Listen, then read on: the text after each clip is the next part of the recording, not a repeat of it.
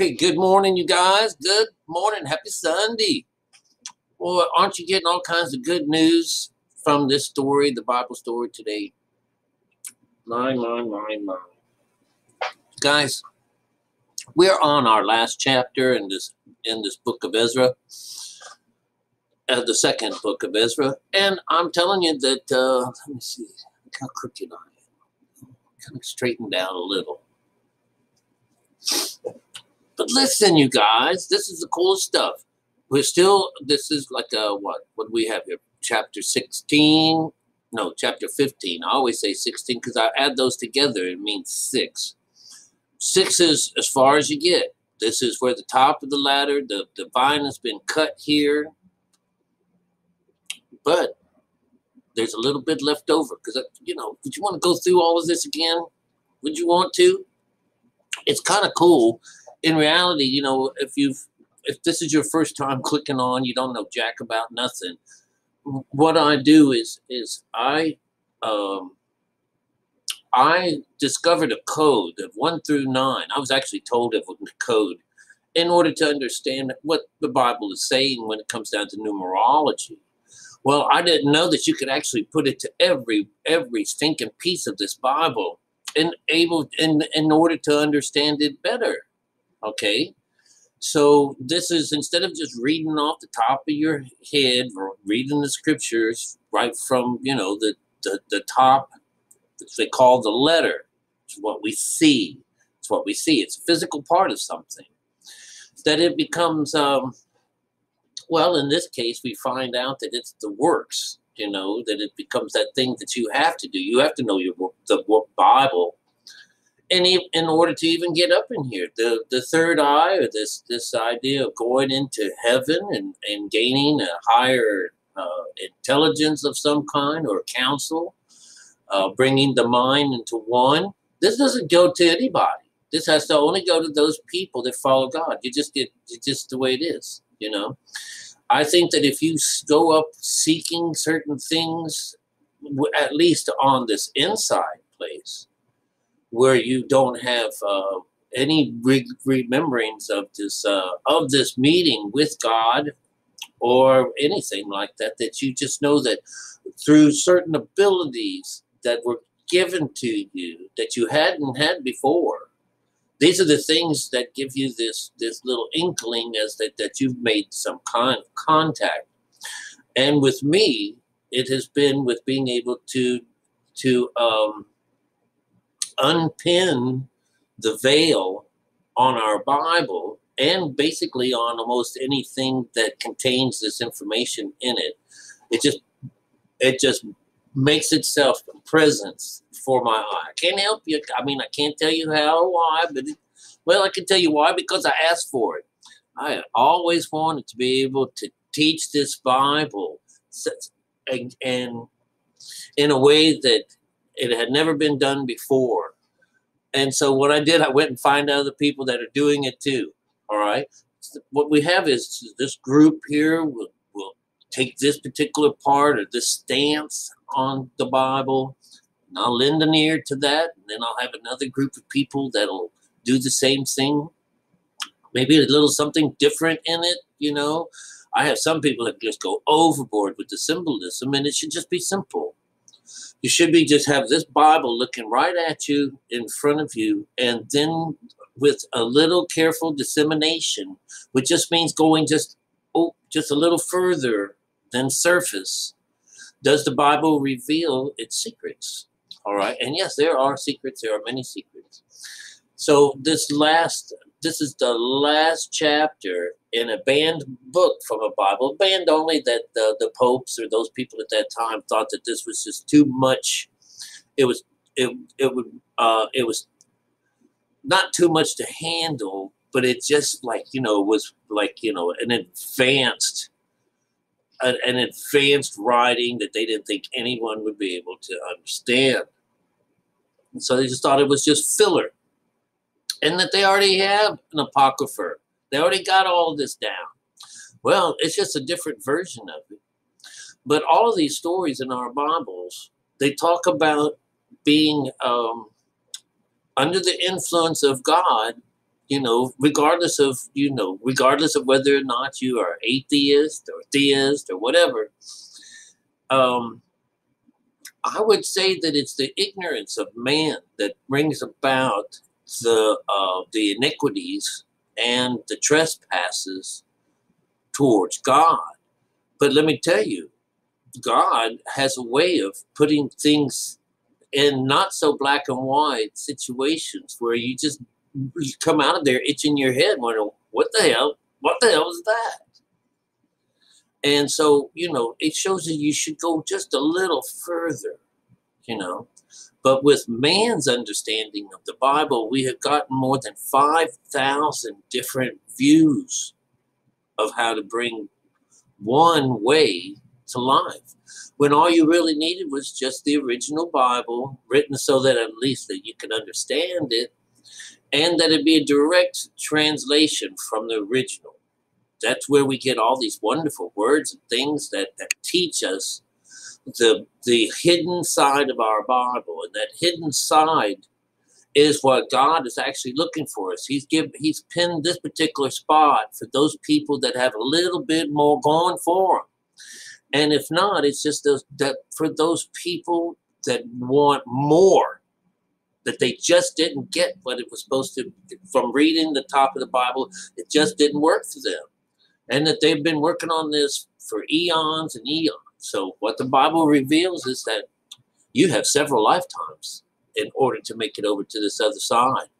It seems as if the earth itself needs you to be blasphemy and disconnected from God so that you could at least continue life down here on earth. There's hardly anything that you can do on earth that is not a sin for God, especially when you're running around without that God connection, okay? Which is what these stories are about. The last two parts of these, the last two chapters in this particular story of Ezra, it's still God's leaving the building. But when we get down here to these last ones, these last business down here, he leaves something, he leaves a little light on.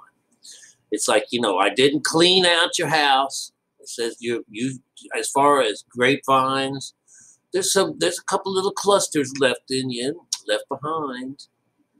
And as far as that olive tree, there's a couple little olives left on it, but just a couple. You'll have to go searching in order to find them. You're going to have to go searching to go in there, read these things out. Because what this is telling us is that this particular place that's inside of us is gone. This is the way, not walking around outside, trespassing against the Lord. The way is to go inside. All these things represented in the second business is emotions and hearts. This is where the magic happened. This was where God's beautiful things happen. This is where this whole place here, this represents what is considered heaven. And that is our attachment to God, or something that tries to imitate him. Now, again, coming from the moon is something that reflects the light of the sun. It is a reflection of the light. It is not a direct connection to this source. So you will see that the moon is an intervention. It comes in between us and the Lord. This idea of the fire, this something comes between us and God in the fire. It's this emotional side of us. And it's this emotional side that's directly linked to the way we think and understand God. And, I'm going to go ahead. I'm not going to go on and read on this here, but I'm going to just let me just have it. Just let me have this. We are not given God when we are brought to this earth. We have to seek him out. And of this, when you're not connected to God, you are sinning. Everything you do is a sin because you're doing it with Father only. There is no mother in your life. And if you've never heard of mother, well, then just consider yourself dead because you don't know anything about her. Well, that's a good number of people on earth don't know jack about mother because they're dead. You know, if they did know about mom, they'd be alive. That's one of the ways that you know whether or not someone has made it over to the other side. But you'll see that we have been asked to do this way before our time, and it's part of the status quo that nobody, no one on earth has this connection with God until you seek it. And you won't find it on the outside. You have to go on the inside in order to find it. And even then, you are not told. You have no skin on you, because this idea of going to see God, you have to be a child first. You have to be in this spirit mode, which means you have no skin. You have no ability to remember, see things, hear things, write down anything. You can't. Anybody that goes into this area, and this is the deep, this is when you go into the water, when you go into meditation, when you go into the midst of the sea, you're not going to be able to pull back any information from this place whatsoever. The only way that you know you did this is because you went there. You sat on the side of your couch or wherever it was, and you practiced meditation. You tried to bring these visions of what these people are talking about to life. You want to go meet God. You want to be one with God. And of course, if you don't know about God, God is a energy called Elohim, which is both a male and a female energy. And what with the likings to such a thing is our brains. Our brains themselves is the motor for everything. Of course, the heart is, but the brain is the brains is everything. And the way it looks is if all of us on earth that is not connected to God have what they call two brains. They're double-minded. And what that means, it doesn't mean that you go back on what you say. I've heard all kinds of things. Two minds, this means that you've got one mind working and you've got another mind that is asleep, dormant. All right? How that reads in this side here, you've got one side that you're living out of, the carnal mind, the male side, father, and the other side is desolate, it's gone, it's nothing. It's nothing but a heap of ashes. It's been destroyed, it's been dismantled. This is where our heaven is. And since it's been destroyed, then we don't have any heaven. We have no place to go to clean our sins up, to do anything. We're to live with it. It says, woe to those people that don't obey my law and have to live with their own sins. He is actually, or this energy, this idea that when you go up into your own mind and straighten everything out, it's a very wonderful situation. This is the end times. But if you're on the outside and not looking in, it's fearful.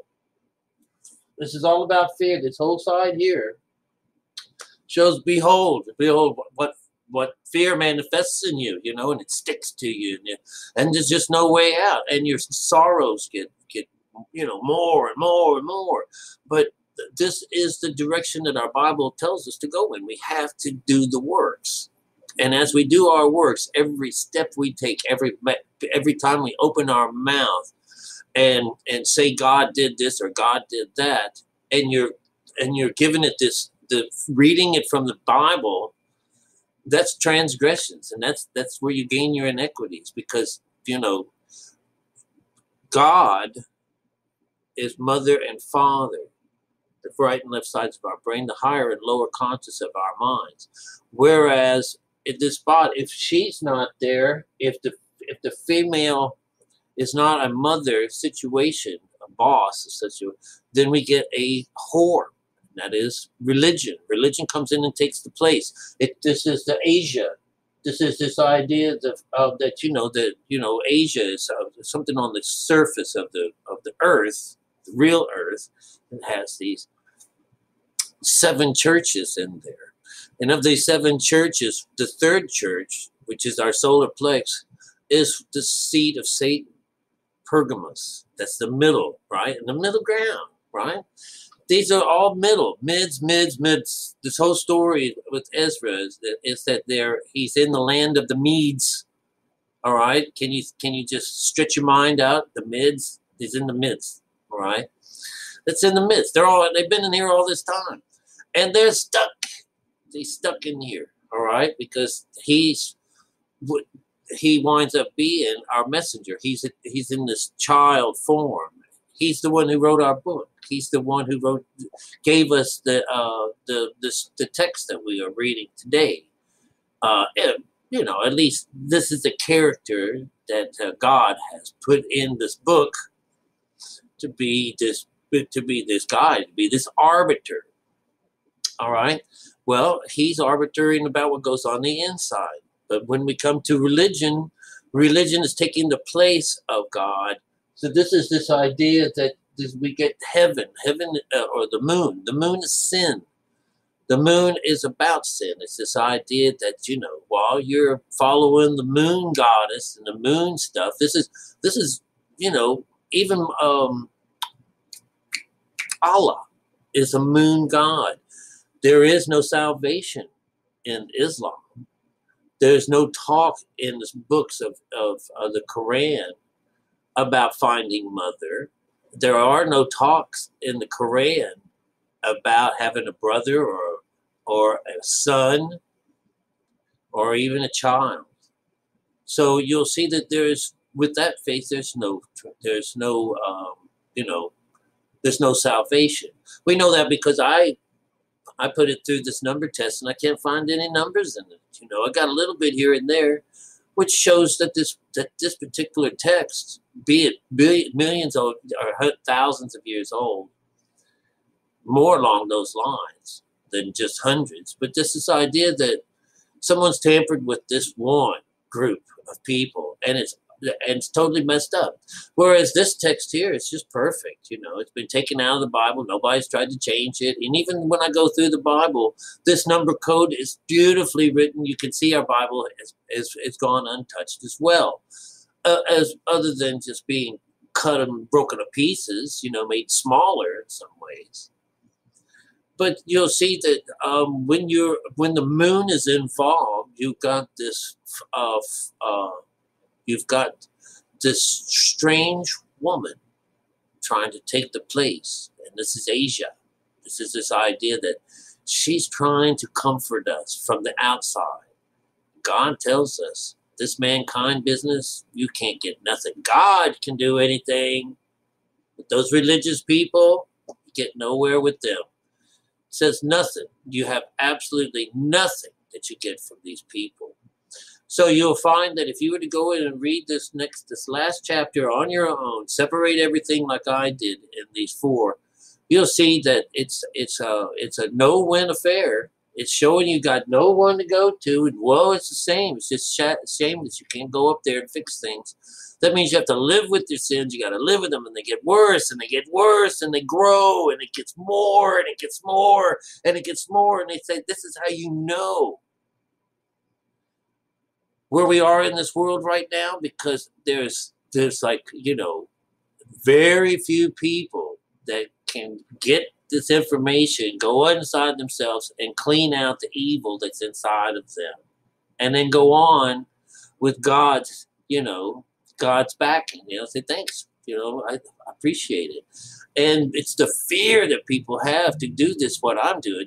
I can't go. I hear that the demons are in there. If you go inside of you, the demons are there. You know, and you hear scripture, God say, you know, hey, God made the inside of you just like he made the outside of you. What's the problem here?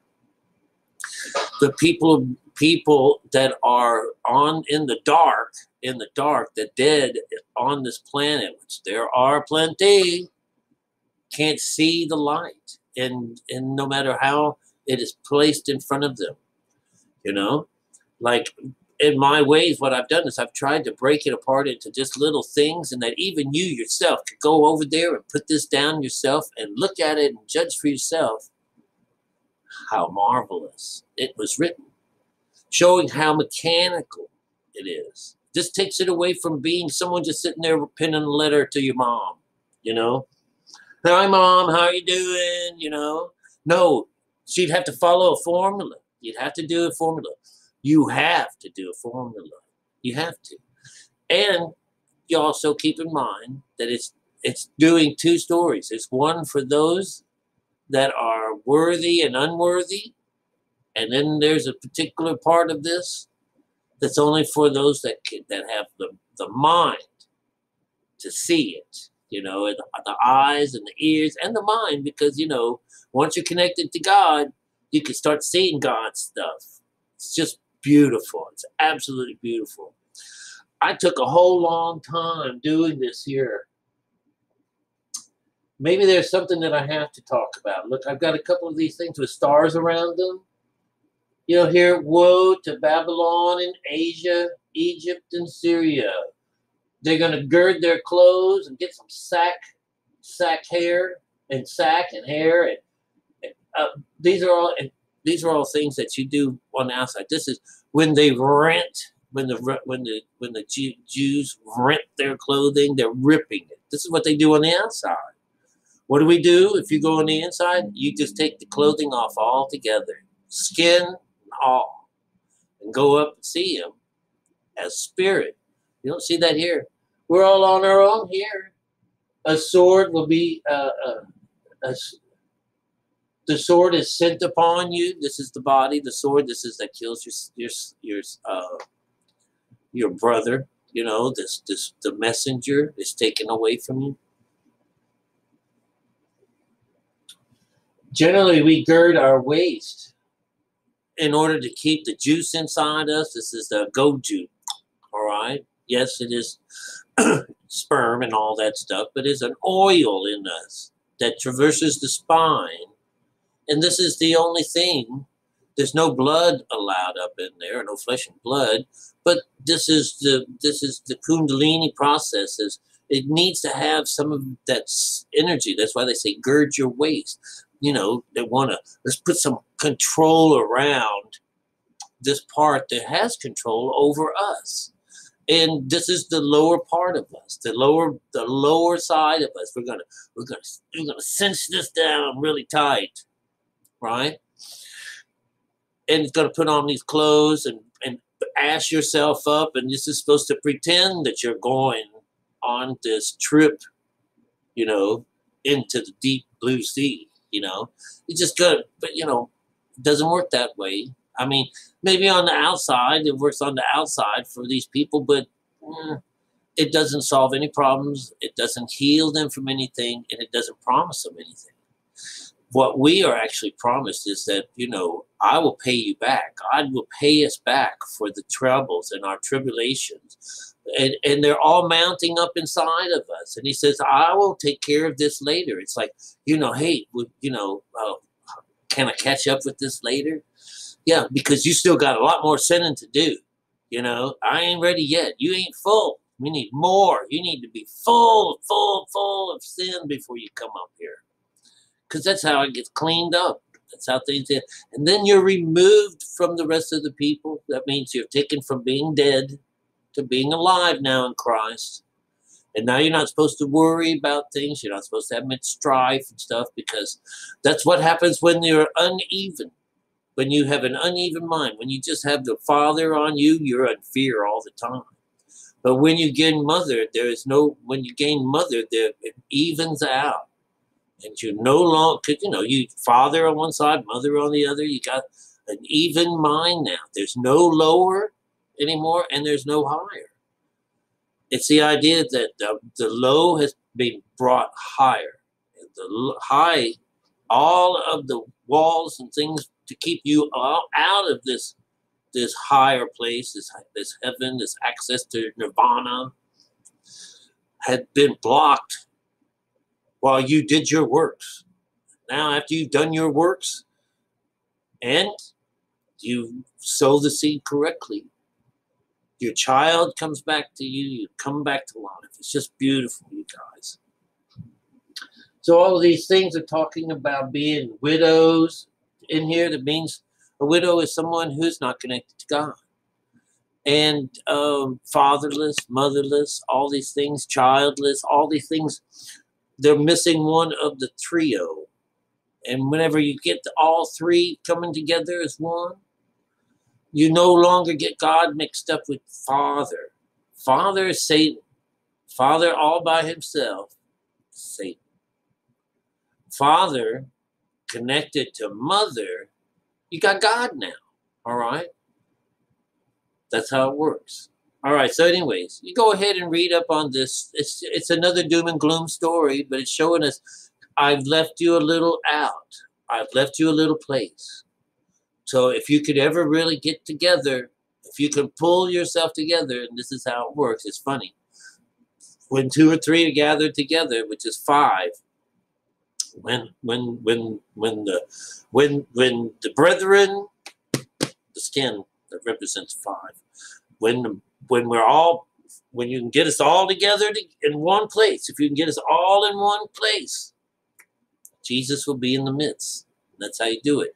And gathering everyone together is going in and taking no thought, taking away from the thought the days of the world, getting rid of take no thought, shut down the lower mind, go into what they call to go into fast.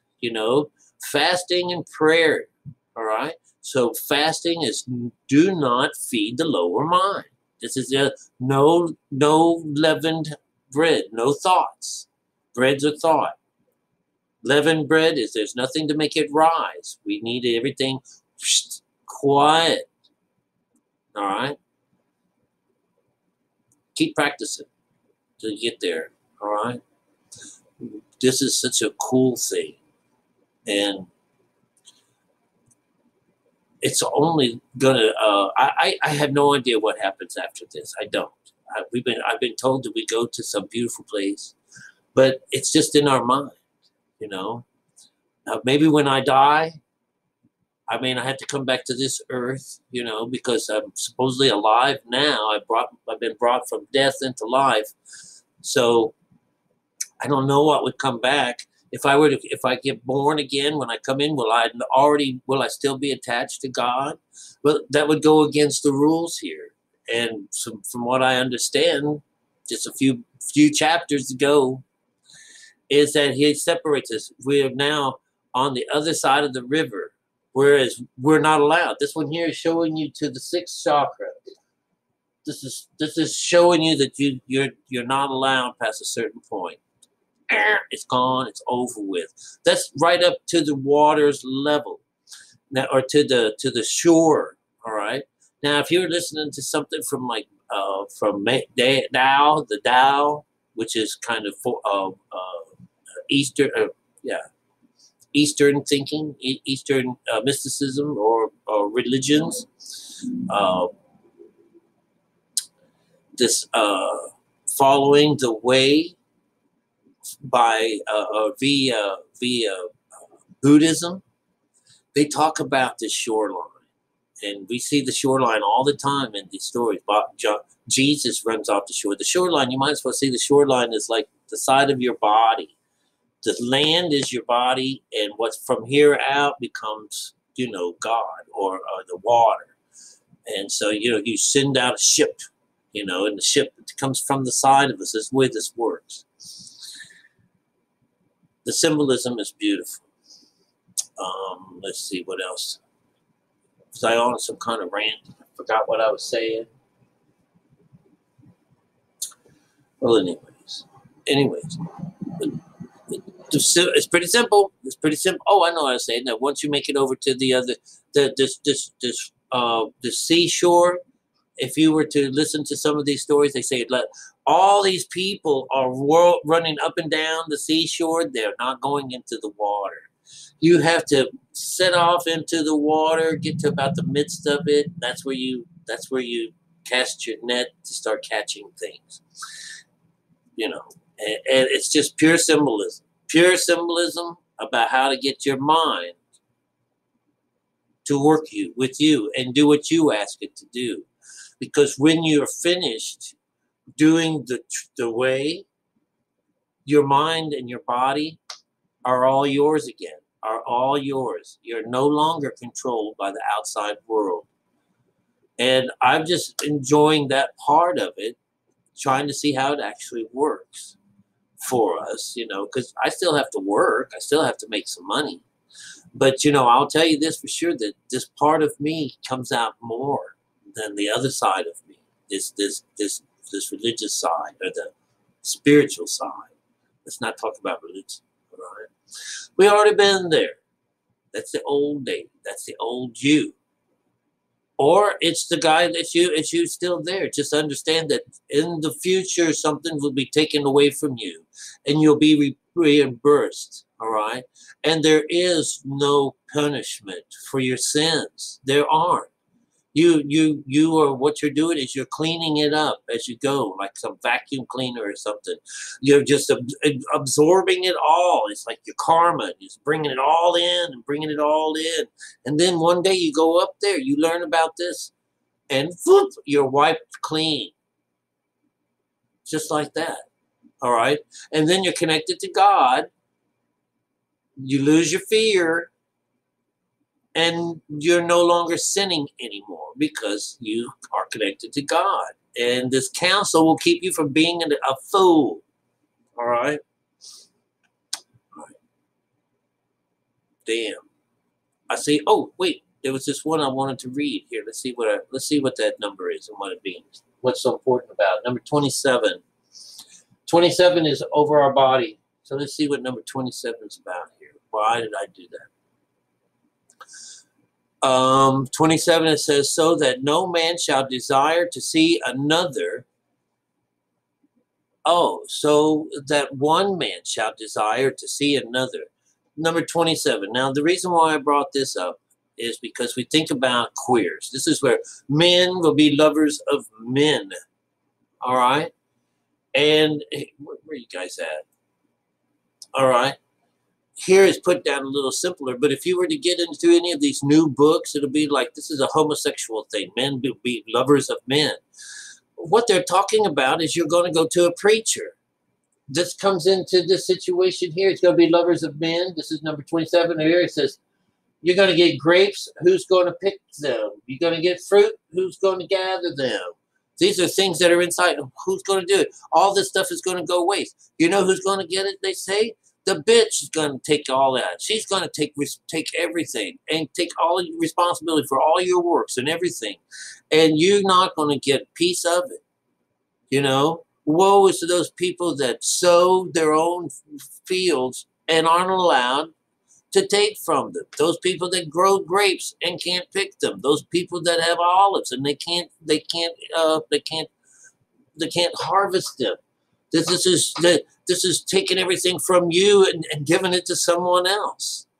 And that's what we're getting in this here. But this lovers of men will be lovers of men. You guys, that's crazy. You know, I mean, outside of there are queers in the world and stuff like that, but that's not what this is about. It goes to show that instead of going to God and coming to her, these are hers. This is a her, a female energy. And this over here, that's a female energy, mother. These are female energy. So these guys, human beings, because you're already hooked up to the bitch, right? Going to this whore, right? She sends you nothing but preachers, and those are men. So these guys are going to love men instead of love God, or love her, or bring her into the scene. That's all that means. All right. You already know that religion represents an extension of the lower mind. It's where it comes from. This idea of the lower mind and religion being both male consciousness. That's where the homosexual thing comes in. And it goes to show that our mind is set up where we don't have a mother. Our family is broken. All we have is a father. And without a mother, our family is broken. We are broken. We are divided. We are broken. We are scattered. We are not connected. All right, so that was enough to hold you onto for a little while, until we come up with something new to talk about. Okay, there's plenty of things to talk about. I love you guys, and I'll see you later. That was a great book to have found.